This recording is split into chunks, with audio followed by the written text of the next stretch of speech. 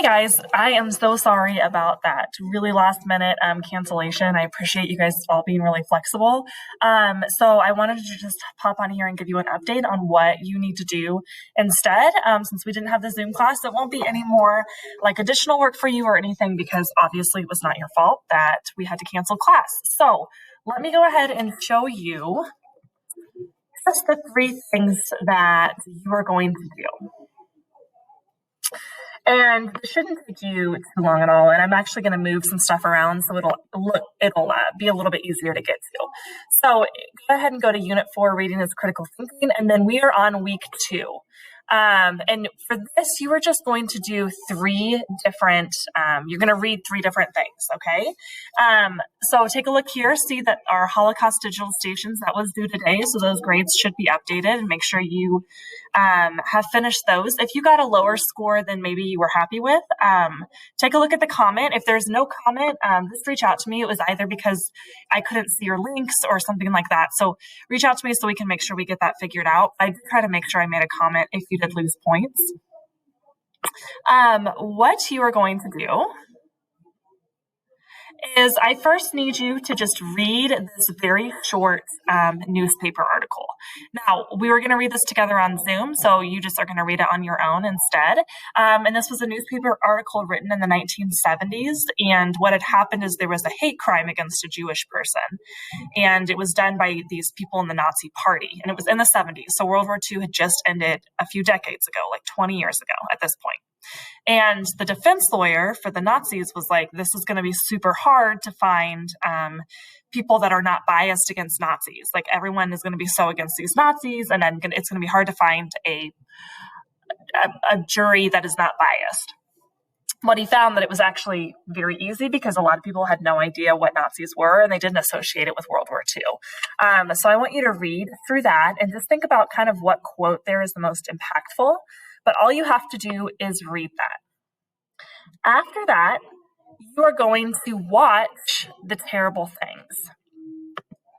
Now, The Terrible Things is an allegory, okay? And an allegory just means it's a story that actually represents something else. So the most famous kinds of allegories are Aesop's fables, like The Tortoise and the Hare, the stuff that you read when you were a little kid.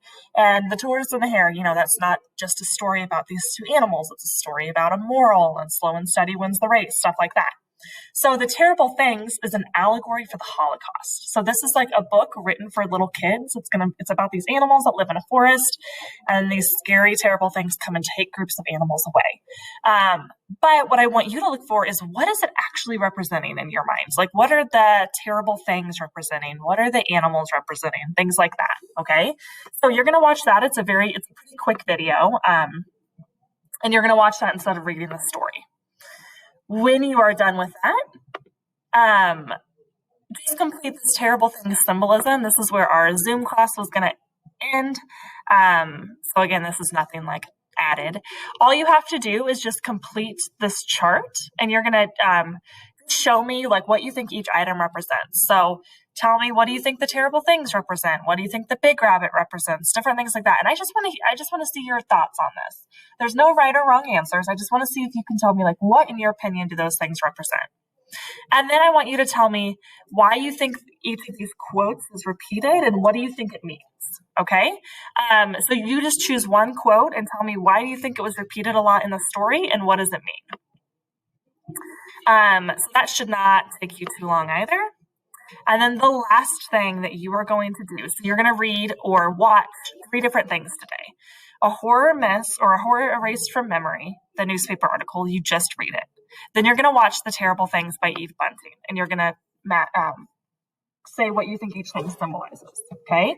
And the last thing you're going to do is read this very short poem called First They Came. And this is written by a pastor who was German, and he was anti-Nazi during World War II. And he at first was a supporter of Hitler, and then he was like, no, I don't want to be a supporter of Hitler. And so he opposed the Nazis, and he was actually ended up in a concentration camp for a long time, and he was very close to being executed, but he escaped execution. So I want you to read the poem that he wrote. So it's called First They Came. So read this poem right here.